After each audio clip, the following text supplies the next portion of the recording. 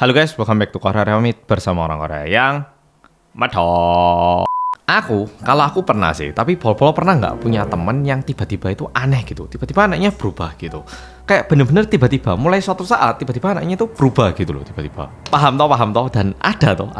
Nah, di video kali ini aku mau menceritakan seseorang yang tiba-tiba membunuh. Langsung kita mulai.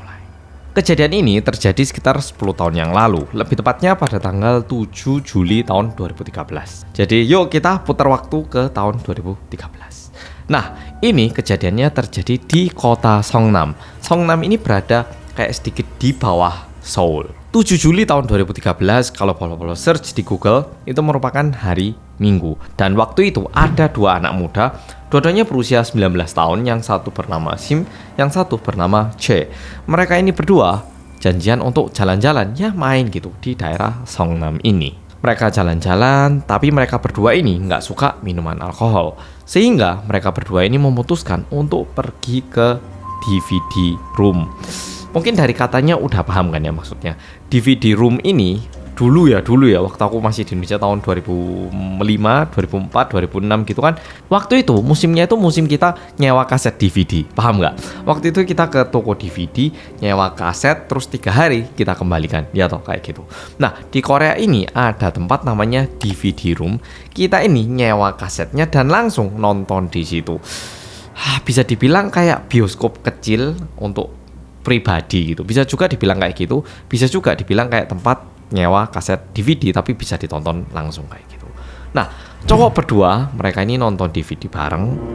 Ya, ini agak aneh. Ya, pokoknya mereka berdua ini nonton DVD dan setelah selesai nonton karena masih belum capek, mereka berdua ini memutuskan untuk main biliar bersama. Main biliar 2 jaman, dan setelah itu karena mereka ini mainnya di tanggal 7 kan ya. Nah, mereka ini main sampai malam hari hingga subuhnya. Dan di tanggal 8, di subuh hari tanggal 8, mereka ini baru memutuskan untuk tidur.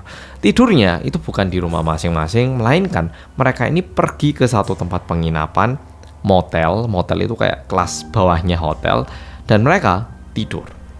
Mereka ini mulai tidur, Sim dan Che ini mulai tidur dari jam 5 dan terbangun sekitar pukul 14.40 ya, jam 2.40-an. Yang terbangun lebih dahulu itu adalah Sim, dan Sim yang terbangun itu tiba-tiba mulai menghubungi satu anak perempuan yang bisa dibilang kalau deket juga enggak, tapi ya tahu gitu, ya kenal gitulah, kenal tahu.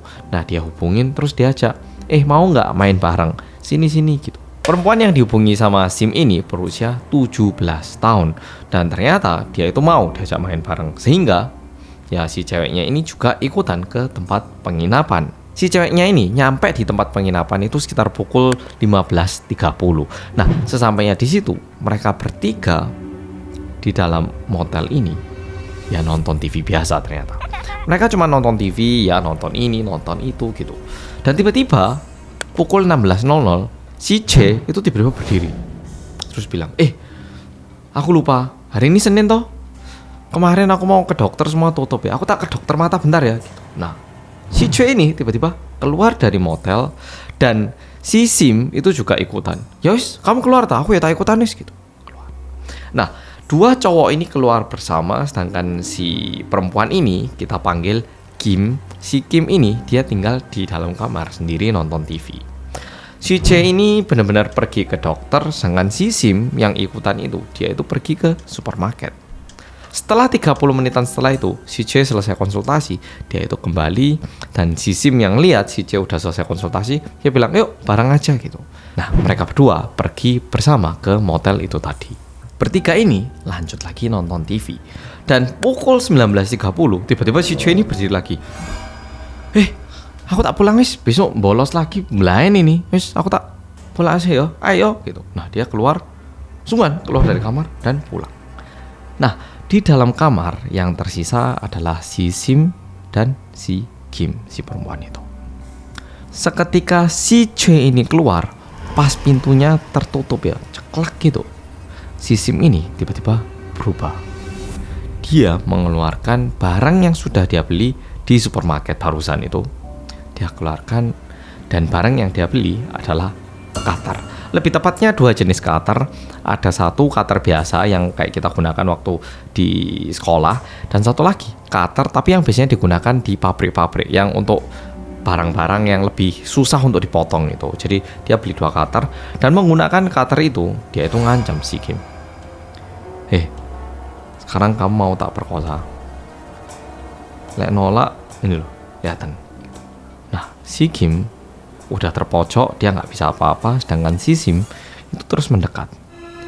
Kamu jangan ngelawan loh, ini cutter beneran loh. Kamu mau kemana gitu? Si Kim wis nggak bisa mundur, sedangkan si Sim sudah semakin dekat. Tiba-tiba terdengar suara. Nah, ternyata si C yang barusan keluar dari motel itu, HP-nya itu ketinggalan di dalam motel itu. Sim yang menyadari itu, dia langsung bilang ke si Kim, kalau sampai kamu teriak, kamu langsung mati, oke? Kamu jangan sampai teriak loh, jangan coba-coba, oke? Nah, si Sim ini ambil HP si C, buka pintu. Bro, ini toh HP toh? Ya toh? Iya. Ada lagi tak? Nggak ada. Yos, udah. Yus, hati-hati yo. Ceklek. Kesempatan si Kim untuk melarikan diri ataupun diselamatkan akhirnya menurun. Tapi di saat si Sim ini pergi ke pintu, si Kim ini kan juga punya waktu untuk menghubungi seseorang ya, karena dia juga punya HP. Tahun 2013 smartphone sudah ada. Dan sesuai yang kita harapkan, si Kim itu berhasil mengirimkan satu chattingan melalui KakaoTalk ya, messenger yang paling besar di Korea, ke salah satu orang pada pukul 19.46. Tapi setelah ngirim yang satu itu, HP-nya langsung disita lagi sama si Sim. Sedangkan si Kim yang takut, dia berusaha lari, langsung dijaga lagi sama si Sim. Jatuh, si Kim teriak. Si Sim karena nggak mau ini suara terdengar oleh orang lain, dia langsung mencekik lehernya si Kim.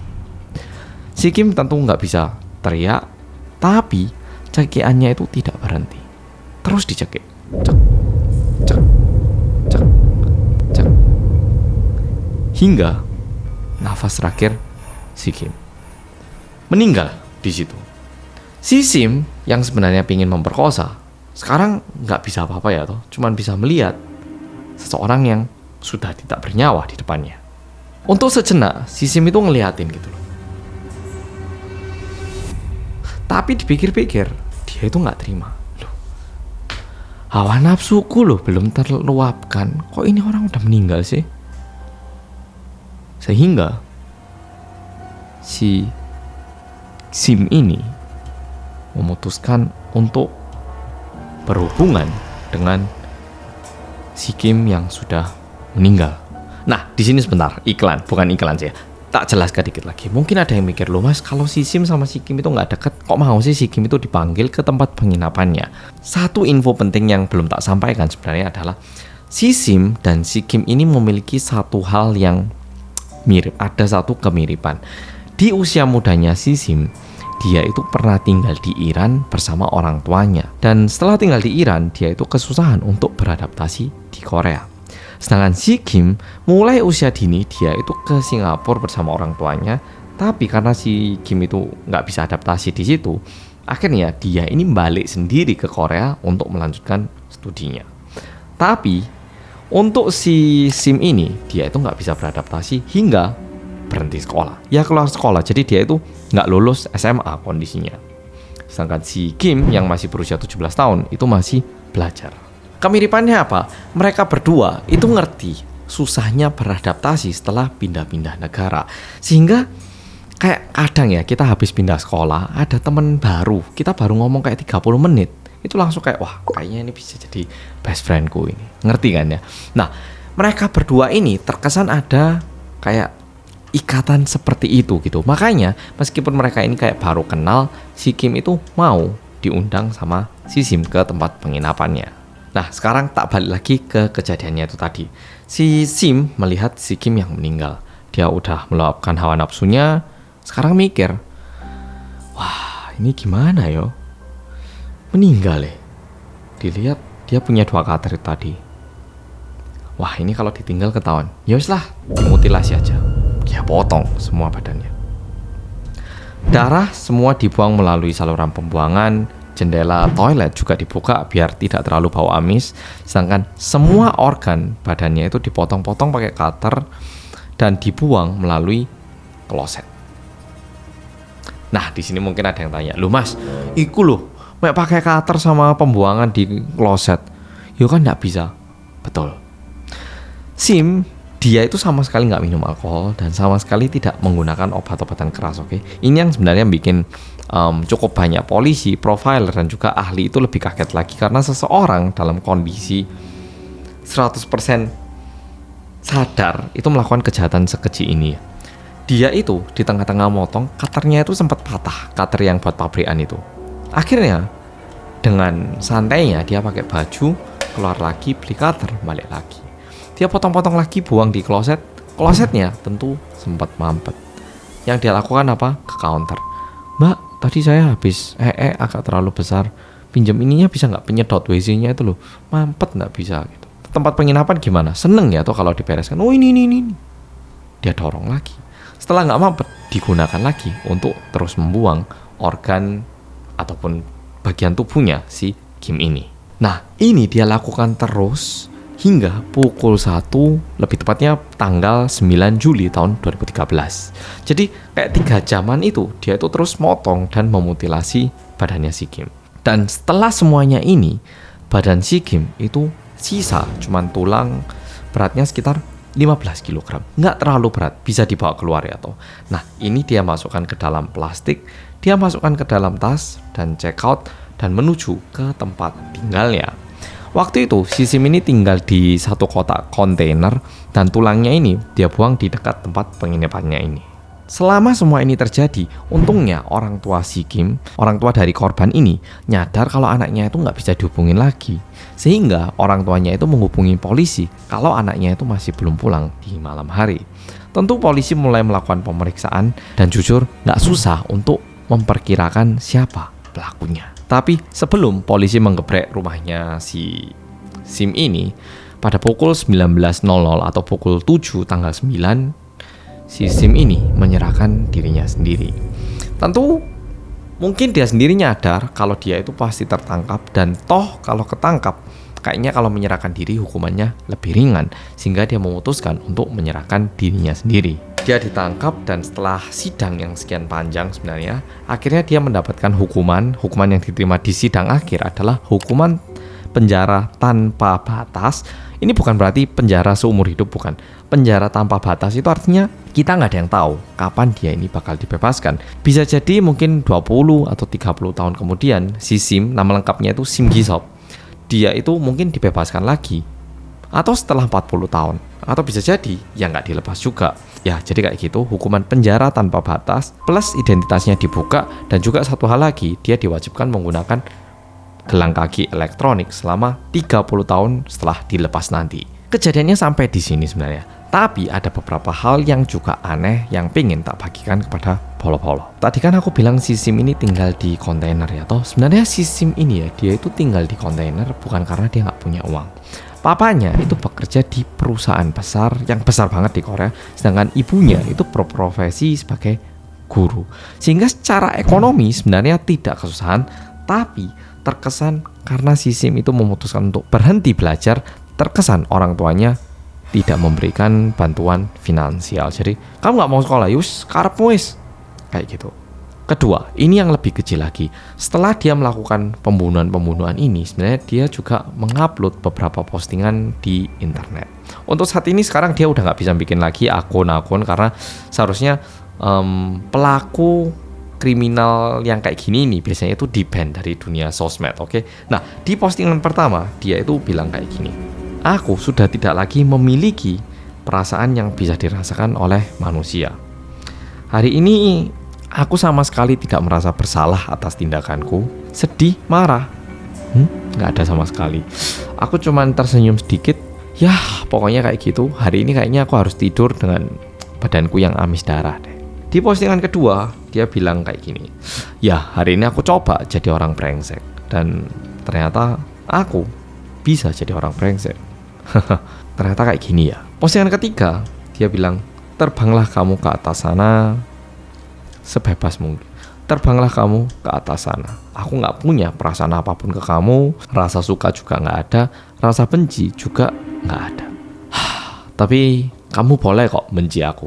Ya, bencilah aku. Kayak gitu.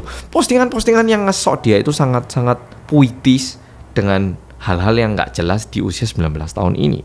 Nah, di poin ketiga yang ingin tak sampaikan adalah ini yang lebih kecil lagi. Sebenarnya setelah dia membunuh dan saat dia motong-motong, dia itu sempat mengambil foto TKP-nya. Dan ini dikirimkan ke temannya, salah satunya C. Tapi C itu ya nggak percaya, mosok iku beneran aja dikira ya dari Google gitu loh.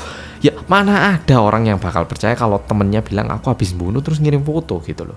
Nah dia nggak percaya, tapi itu merupakan foto beneran yang diambil sendiri oleh Sim Gi-sop. Keanehan keempat yaitu anehnya setelah dicari-cari sama polisi cyber police, ternyata Sim Gi-sop ini pernah ngupload di internet kayak saya mau membeli ginjal kayak gitu. Terus dia memperkenalkan dirinya sendiri sebagai saya ini merupakan ahli di bidang ini, sudah bekerja jual beli organ dalam di pasar gelap sekian lama. Buat yang mau jual mohon hubungi saya kayak gitu. Dan satu hal lagi yang ingin tak sampaikan adalah di waktu kejadian ini Sim Gi-sop ini tergolong pembunuh yang paling muda. Ya bukan hal yang bisa dibanggakan, justru merupakan hal yang sangat memalukan.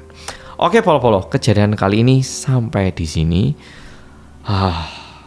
Ini menunjukkan mungkin kalau kita kenal sama seseorang dan kerasa kayak cocok banget, itu merupakan tanda bagus bahwa kita punya teman. Tapi di satu sisi kita juga tetap perlu sedikit berhati-hati. Oke, Polo-Polo, makasih sudah nonton video kali ini dan sampai jumpa di video berikutnya. Bye-bye.